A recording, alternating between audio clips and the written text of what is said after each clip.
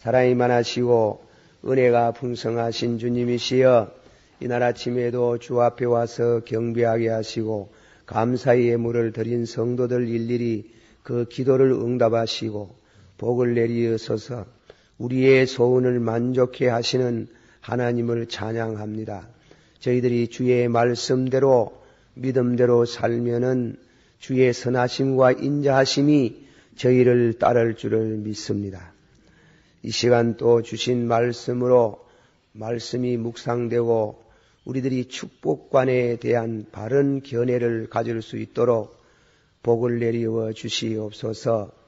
오늘 전 세계가 경제 문제로 인해서 먹고 마시고 장가가고 시집가고 사고 파는 그 일이 하나님보다도 더 어뜸으로 삼는 그런 정치 이슈, 우리의 모든 전체의 삶을 지배하고 있는 것 같습니다. 그러나 우리 믿는 성도들은 하나님 제일주의로 살게 하시고 하나님 영광을 위해서 살게 하시고 말씀을 대로 살렸고 애쓰면 하나님이 자연히 그 말씀을 순종하는 자들에게 복을 나리워 주시는 줄을 믿게 해 주시기를 바랍니다. 예수님 이름으로 감사하고 간절히 기도하옵나이다. 아멘. 예수님께서 슬기로운 청지기는 옛것과 새것, 옛것과 새것을 때를 따라서 나누어 준다. 그렇게 말씀했습니다. 제가 하나님의 교회를 섬기는 저나 여러분들이 제가 또 특별히 그 진리를 바로 깨달았는지는 모르지만은 지난번 대선 때 모두 대통령 후보된 사람들, 대통령으로 당선된 분들이 크나 큰 제목이 경제 문제입니다. 잘 사는 문제. 그게 돼가지고 경제를 앞세우고 그 뒤에 것은 또 가장 중요하다고 생각한 것은 빠뜨리는 그런 감이 있습니다. 예수님께서 마태복음 6장의 말씀 가운데에 무엇을 먹을까 무엇을 마실까 염려하지 마라. 공중에 나는 새도 먹이시고 덜에 피어있는 백합화도 입히시는데 너희들을 먹이고 입히지 않겠느냐. 이 믿음이 적은 자들이여, 너희들은 먼저 받아시오. 너희는 먼저 그 나라와 의를 구하라. 그러면 이 모든 것을 너희에게 주시리라. 할렐루야. 우리는 어떤 어려움이 있어도 어떠한 문제가 생겨도 고집이 있어야 됩니다. 무슨 고집이 있어야 하는가 하면 말씀대로 살겠습니다. 말씀대로 살겠습니다. 말씀이 가르치는 대로 살 수 있도록 능력을 주시기를 바랍니다. 그래서 저는 경제 문제를 앞장 세우는 것에 대해 가지고 거부감이 있습니다. 또 성경이 결코 경제를 앞세우지 않습니다. 성경이 가르치는 진리는 먼저 그 나라와 그 의를 구하라. 그러면 이 모든 것을 너희에게 주시리라. 그렇게 말씀을 하고 있습니다. 그래서 제가 이 창세기를 통해 가지고 한 번 더 경제 문제에 대한 성경이 우리에게 보여주는 진리를 묵상해 보면 좋겠다 싶어서 이 창세기를 40일 기도에 제가 제 시간에 허락된 한에 말씀을 계속해서 드리고자 하는 것입니다. 창세기 1장, 2장은 읽어보면은 말씀을 보면 하나님이 죄를 범하기 전에, 범죄하기 전에 참 칼빈 선생의 말씀같이 범죄하지 아니했으면 영생할 뿐하였다. 죄를 범하지 아니한 때에 하나님께서 우리에게 주신 복이 있어요. 우리를 무에서 우리를 하나님의 형상대로 창조하시고 또 생육하고 번성하라고 하시고 땅을 정복하라고 하신 이런 굉장한 복을 주셨는데 그 복은 간접성이 아니고 직접적인 복이었더라 그랬습니다. 하나님이 친히 복을 주셨어요. 그러나 분명히 우리가 이해를 하셔야 될 것은 창세기 3장에 죄를 범하고 나서 우리가 저주를 받았어요. 저주받은 인생이 되었습니다. 그래서 죄값은 사망이고 범죄한 영혼은 죽으리라. 그런 죄값으로 인해서 망할 수밖에 없고 저주를 받을 수밖에 없고 모든 축복을 상실했어요. 모든 축복을 상실한 것을 회복하는 방법이 뭔가 하면은 그것이 하나님 앞에 제사를 드리는 제단을 통해서 하나님을 만나게 되고 그리고 축복을 회복하는 데 있는 줄을 믿으시기를 바랍니다. 그러니까 하나님께서 가인의 제사를 받지 않아요. 피가 없는 제물은 받지 않는다. 히브리서 9장 22절 성경에는 원칙이 있어요. 다 같이 받아봅시다. 범죄한 영혼은 죽으리라. 죄값은 사망이라. 그거는 누구든지 아담의 후손에게는 누구든지 다 적용되는 원리예요. 그러므로 피를 흘려야 돼요. 구약에 많은 양들이 죽었어요. 그래서 히브리서 9장 22절에 피 흘림이 없이는 사유함이 없나니라. 그래서 가인은 피가 없는 제물을 드리고 아벨은 피가 있는 제물을 드리면서 매추 헨리의 말씀같이 해석과 같이 그 아벨은 조상들의 죄를 회개하고 그리고 양은 장차 세상 죄를 지고 가는 하나님의 어린 양을 보라. 우리 죄를 위해서 십자가에서 피를 흘려 죽어 돌아가실 예수 그리스도를 내다보고 그리고 믿음으로 그 피로 인해서 죄 사함을 받고 하나님께 가까이 나가서 하나님과 나와의 바른 관계, 의의 관계, 칭의 관계가 회복이 될 때에 하나님께서 우리에게 복을 주시도록 되어져 있는 줄을 믿습니다. 복이 앞장서는 거 아닙니다. 복이 먼저 오는 게 아니고 먼저 하나님 앞에 의롭다 하시는 은혜를 받아야 돼요. 그래서 어제 아침에 아벨에 대한 말씀을 드렸지요. 히브리서 한 번 더 우리 찾아봅시다. 히브리서 11장 보세요. 어제 아침에 드린 말씀이지만 한 번 더 확실히 우리들이 그것을 짚고 넘어가야 됩니다.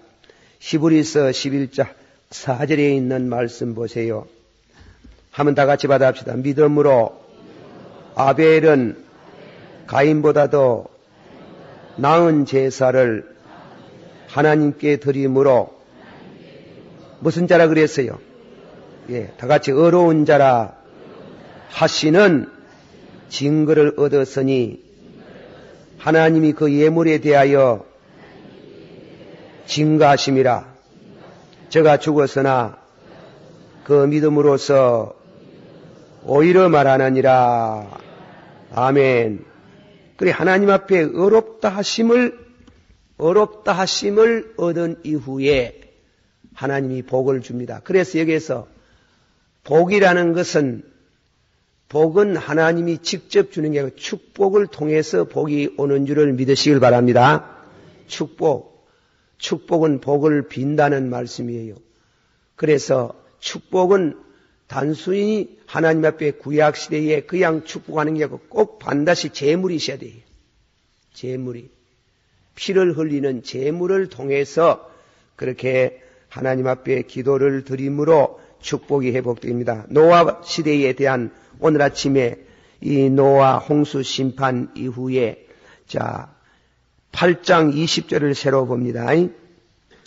노아가 여호와를 위하여 단을 쌓고 정결한 짐승 중에서와 모든 정결한 새 중에서 취하여 번제로 단을 드렸더니 그랬지요. 그러니 여호와께서 그 향기를 그 향기를 겸양하시고 그랬습니다. 겸양하시고 9장을 넘어가는 겁니다. 9장 1절에 하나님이 노아와 그 아들에게 복을 주시며 그들에게 이르되 생육하고 번성하여 땅에 충만하라. 할렐루야. 7절 말씀 가운데도 너희는 생육하고 번성하며 땅에 충만하여 그 중에서 번성하라 하셨나니라 이랬어요. 축복이 먼저 오는 게 아니에요. 뭐 죄를 지어도 그리고 다음에는 죄를 두고 복을 달라고 하면은 복이 오는 게 아니고 먼저 하나님과 나 사이에 거리낀 거, 여호와의 손이 짧아서 구원하지 못하심도 아니고 여호와의 귀가 어두운에서 너희들의 기도를 듣지 못하심도 아니고 너희와 나 사이에 뭐 가려 있었겠어요? 죄가 가려 있다. 그 죄를 처리해야 돼요. 그래서 노아가 홍수 심판을 받고 나서 전 인류가 멸망을 당했어요. 노아는 우리 중형 조상이에요. 그 중은 시조가 방주에서 나와가지고 무엇을 했습니까? 자기 집을 먼저 짓지 않았어요. 우리가 인간적인 생활 때는 자기 집을 먼저 짓고 자기 거처를 만들고 자기 생활을 편안하게 하고 다음에는 요즘 같으면 성전을 짓고 교회를 짓고 할 수 있는데 아니에요. 노아는 방주에서 나오자마자 이 저주받은 땅, 하나님의 심판을 받은 땅에 나와가지고 먼저 제단을 쌓았어요. 제단. 자기 집이 먼저 아니에요. 그 제단을 쌓을 때 정결한 짐승 그 노아 방주 때에 다 심판받아가지고 숨 쉬는 거는 다 죽었어요. 다 죽었는데 그 방주 속에 있는 짐승들 중에 하나님이 방주에 들어가라고 모아라고 했던 그 한 쌍씩 정한 짐승 혹은 7쌍 이런 짐승을 하나님 앞에 깨끗한 제물을 하나님 앞에 드리고 노아가 뭐라고 제물을 드리면서 회개했겠습니까? 그러니까 인류의 그 죄, 자신들 속에 있는 죄를 뉘우치고 회개하고 하나님 앞에 제물을 드렸을 때에 하나님이 그 향기로운 제물을 흠양하시고 복을 주시니라 그랬어요. 흠양하시고 복을 주시니라. 그런 우리가 진리를 여기서 묵상하는 겁니다. 그럼 우리가 아는 건 먼저 경제가 앞서는 게 아니에요. 경제 문제가 앞서되는 게 먼저 축복이 먼저 앞서는 게 아니에요. 복을 받을 수 있도록 복에 거는 강림하사 복에 거는 강림 하나님 그분을 우리가 먼저 만나야 됩니다. 하나님께서 당신이 예수 그리스도의 보혈의 피로 또 구약에는 예수님 오시기 전에 그 예표로 어린 양의 피를 보시고 우리 죄가 용서가 되는 순간에 하나님께서 너는 어렵다 하는 순간에 하나님의 복이 우리에게 임하는 줄을 믿으시길 바랍니다. 그게 중요한 문제예요. 그게 첫날 아침에 말씀드렸지만 복이 따라오지 내가 복을 추구하려고 하면 안 돼. 성경에 보면 전부 다 복이 따라오는 먼저 은혜 믿음으로 은혜 받는 게 더 중요하다고. 그게 너희가 여호와의 말씀을 순종하면 그랬어요. 다 같이 받읍시다. 너희가 여호와의 말씀을 순종하면 무엇이 따라와요? 복이 따라. 성읍에서도 복을 받고 덜에서도 복을 받고 자녀도 복을 받고 육축도 복을 받고 나가도 들어와도 복을 받으리라. 할렐루야. 또 산산순에도 보세요. 심령이 가난한 자는 복이 따라간다. 심령이 가난한 자는 복이 있나니 천국이 저희 것이며 따라가는 게. 애통하는 자는 복이 있나니 따라가는 것. 위로를 받을 것이. 온유한 자는 복이 있나니 땅을 차지할 것이. 의를 위하여 의에 줄이고 목마른 자는 복이 따라가는 게. 배부름을 받을 것이요. 긍휼히 여기는 자는 복이 있나니 저희가 긍휼히 여김을 받을 것이. 복이 따라가야 되지. 하나님의 말씀 뒤에는 하나님의 말씀 뒤에는 복이라는 부대가 따라가고 있는 길이에요. 믿으시길 바랍니다. 그러니 그 말씀 축복받는 걸 말하는 걸 거꾸로 전도를 하는 거예요. 복을 먼저 말하는 거예요. 복을. 경제가 어떻고 내가 들었으면 뭐 나라에 무슨 집 한 채에 무슨 반값이 내리지고 뭐 나라가 그거 다 쓸데없는 소리예요. 우리가 참말로 여호와의 말씀을 순종하고 이 전 국민들이 마음대로 할 수 있는 것 같으면 김영삼 대통령이 대통령 들어서 가지고 전 민족을 하여금 3일 동안 금식기도를 하는 거예요. 금식기도 하고 중앙청에서부터 시작해가지고 전 국민이 하나님 앞에 통회 자복하고 이 나라에 의가 새로워지면은 정의가 새로워지면은 하나님이 축복을 물붓듯이 부어줄 줄을 믿습니다.